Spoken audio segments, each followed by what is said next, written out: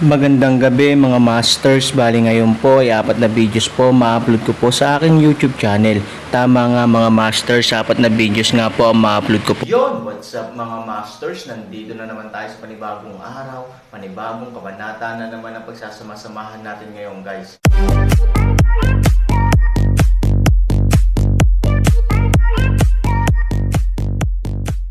Bali mga masters, kung bago ka pa lang po sa aking YouTube channel, please click the subscribe button, lalong-lalo na po yung notification bell guys, para maging connected pa rin tayo sa isa't isa at maging updated kayo sa mga susunod ko pang video.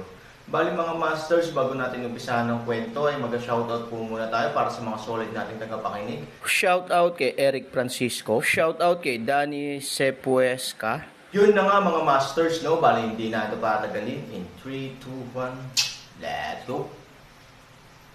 Mga master, magbabalik tayo sa pag-upload ng 4 na videos everyday simula ngayon araw.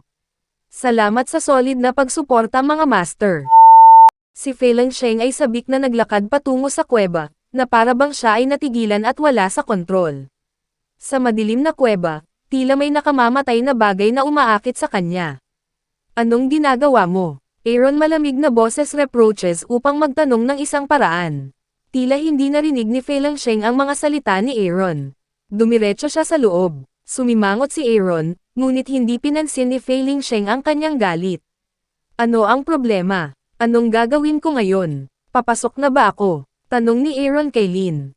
Nararamdaman mo rin ba? Tanong ni Linlong. Tumanggaw si Han Sanchen. Dahil nabuksan ang tarangkahang bato, naamoy ni Han Sanchen ang hininga ng panganib. Sa isang madilim na kuweba, tila may kung anong senyales ng panganib. Nang gustong suriin ni Aaron ang kanyang banal na kahulugan, halatang hinaranggan siya ng kapangyarihan sa kuweba, at ang kapangyarihan ay pambihira. Dapat may naiwan ang sinaunang malakas. Kung hindi, paano tayo makakaramdam ng delikado? Sabi ni Linlong. Hindi ba kalokohan ang sinasabi mo? Aaron disdains ang paraan. Sa oras na ito, ganap na nakapasok si Fei Sheng sa kuweba. Dahil sa madilim na liwanag, hindi nakita ni Aaron si Fei Sheng. Ngunit sa opinyon ng Aaron, ang gayong pantal na pagpasok ay tiyak na hindi magandang bagay. Sa sandaling nasa panganib, natatakot ako na siya, isang makapangyarihang tao sa banal na kaharian, ay hindi makayanan ito.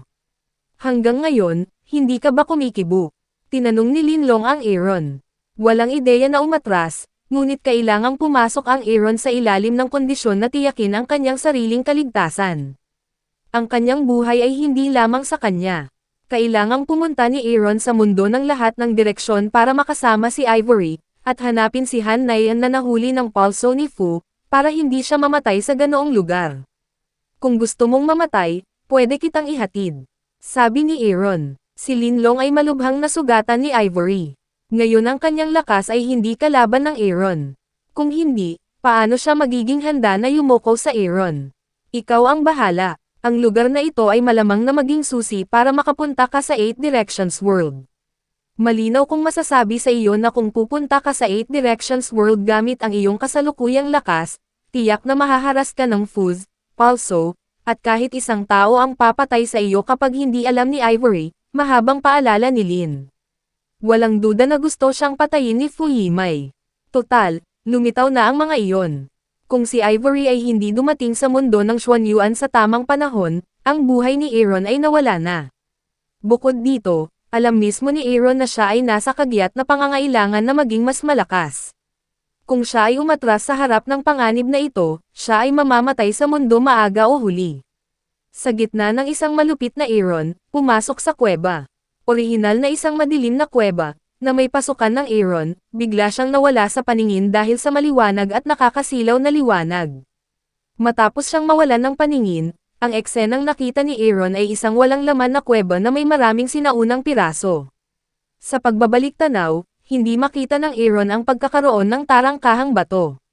Siya ay ganap na nasa gitna ng bukas na kuweba, at walang labasan upang umalis. Gumapang si Lin mula sa manggas ng Aaron. Nang makita niya ang eksena sa harap niya, sabik siyang pumunta sa mga sinaunang pirasong iyon, na parang may hinahanap. Ang Aaron ay hindi nagmamadali, nakatayo sa lugar upang obserbahan ang nakapalibot na kapaligiran. Kahit na talagang may mahanap si Linlong, sa kasalukuyang lakas ni Aaron, madali niya itong maaga sa kanya. Pagkatapos ng lahat, siya ay malubhang nasugatan ni Ivory. Higit pa rito, gusto ni Ivory na kontrolin ng Aaron si Linlong. May nahanap ka ba? Ang Aaron ay pumunta kay Fei Lingsheng at nagtanong. Mapurol ang mukha ni Fei Lingsheng, parang nawalan ng malay. Hinampas ni Hansani ang likod ni Fei Lingsheng sa pag-asang magising si Fei Lingsheng. Ngunit sa pagtatakain ni Aaron, si Fei Lingsheng ay parang kahoy at hindi tumugon. Sa sumunod na sandali, biglang nagbago ang sitwasyon sa kuweba. Isang hindi maipaliwanag na puwersa ang nagsimulang maging manak, at ang lakas ng puwersang ito ay halatang mas mataas kaysa Aaron. Hindi nagtagal, ang kapangyarihang iyon ay bumalot sa buong Furlongsan. Nang makita ang eksenang ito, mas lumakas ang pakiramdam ng krisis ni Aaron. Parang nilalamon ng kapangyarihan si Furlongsan, para bang sisirain ang katawan niya. Si Linlong, na alam ang krisis, ay nakarating sa Aaron sa unang pagkakataon. Isang tao at isang dragon, lahat ay nakatingin sa pagbabago ni Fei Lingsheng. Anong nangyayari? Tanong ni Aaron kay Lin. Ang puwersang ito ay tila sumasalakay sa kanyang katawan. Hindi. Ito ay sumasakop sa kanyang katawan, takot na sabi ni Linlong. Nang matapos ang mga salita, biglang lumingon si Fei Lingsheng at tumingin sa kanya. Ang kulay pilak na mga mata ay nagbibigay sa mga tao ng isang pakiramdam ng takot. Malinaw na nararamdaman ni Aaron na biglang lumakas si Fei Lingsheng, at ang kanyang banal na kaharian ay hindi ang kalaban ni Fei Lingsheng. Tapos na. Aaron ay hindi maaaring makatulong sa blur out. Sa susunod na sandali, lumipat si Fei Lingsheng sa Aaron sa harap niya sa isang iglap, at ang Aaron ay nabalot ng nakamamatay na hangin. Nang maramdaman ni Aaron ang krisis sa unang pagkakataon, gusto niyang dumistansya sa Fei Lingsheng, ngunit nang gusto niyang tumakas, bigla siyang tinamaan ng malakas na puwersa sa kanyang dibdib.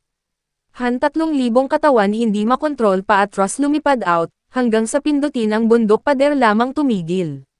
Boom! Matapos matamaan ang pader ng bundok, nahulog sa lupa ang Aaron at nagtapon ng alikabok. Sa oras na ito, hindi maaaring makuha ang Aaron ng walang kamay. Kung hindi, maaari lamang siyang mamatay. Kaya't nagpumigla si Aaron na bumangon sa unang pagkakataon, hindi pinapansin ang dugong umaagos mula sa sulok ng kanyang bibig. Ngunit sa sandaling siya ay bumangon, nakita ni Aaron na si Fei Lingsheng ay muling nakatayo sa kanyang harapan. Hinayaan nitong hindi mapigilan ni Aaron ang pagpapakita ng mapait na ngiti, sinabi, kahit nabigyan mo ako ng pagkakataong huminga. Pagkababa pa lang ng boses ay naramdaman na naman ng malakas na hampas. At sa pagkakataong ito, direktang tumama si Aaron sa isang malaking butas sa pader ng bundok, pakiramdam na nabali ang lahat ng buto ng kanyang katawan. Kasing lakas ng banal na kaharian, ang Aaron ay wala pa ring panlaban, na nagpapahina sa kanya, kahit na naamoy niya ang hininga ng kamatayan. Hinayaan nitong magsisi si Aaron, maagang alam kaya, huwag pa dalos-dalos na pumasok sa kuweba. Fuck you, pwede mo ba akong bigyan ng pagkakataon na lumaban? Si Aaron, na muling bumagsak sa lupa, ay hindi nagpumilit na bumangon sa unang pagkakataon dahil alam niyang kahit na siya ay tumayo, siya ay muling babagsak. Binuksan mo ang tarangkahang bato.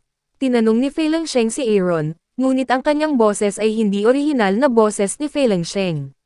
Sa madaling salita, ang katawan ni Fei Lingsheng ay inookupahan na ng may-ari ng kuweba.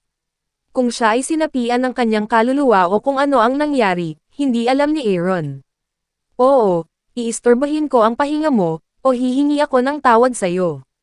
Pag binitawan mo ako, pantay na tayo. Sabi ni Aaron. Hindi napigilan ni Linlong na matawa dito. Paano ito magiging madali kahit sa ganitong paraan? Siyempre, hindi sinasadya ni Linlong na mahulog sa balon, dahil kung namatay si Aaron dito, hindi na siya mabubuhay. Pero kung hindi ka magaan, maaari mo akong bugbugin ng ilang beses, basta huwag mo akong patayin. Nagpatuloy si Han. Umakyat si Fei Lingsheng sa Aaron at tinapakan ang ulo ni Aaron. Ang napaka-insultong aksyon na ito ay isang malaking kahihiyan para sa Aaron. Ngunit ang Aaron ay maaari lamang tanggapin ang kanyang kapalaran.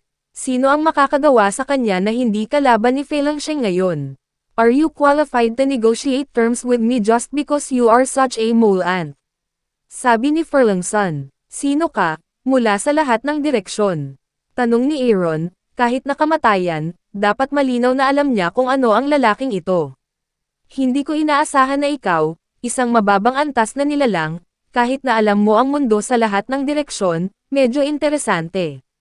Biglang sumilay ang ngiti sa gilid ng bibig niya. Tinatawag na mababang antas na nilalang, hindi galit si Aaron. Ang susi ay hindi siya kwalipikadong magalit ngayon. Kung mayroon kang anumang mga katanungan, maaari kong sagutin ang mga ito para sa iyo. Sabi ni Aaron, ang iyong lakas ay higit na mas mahusay kaysa sa ibang mga tao sa mundo ng Xuanyuan. Hanggat ikaw ay aking lingkod, maaari kong isaalang-alang na hindi ka patayin. Sabi ni Furlongson, ang Aaron ay hindi kailanman naging napakakumbaba. Sa lupa man o sa mundo ng Xuanyuan, tungkulin ng ibang tao na maging lingkod niya. Ngunit ngayon, maaari bang tumanggi ang Aaron?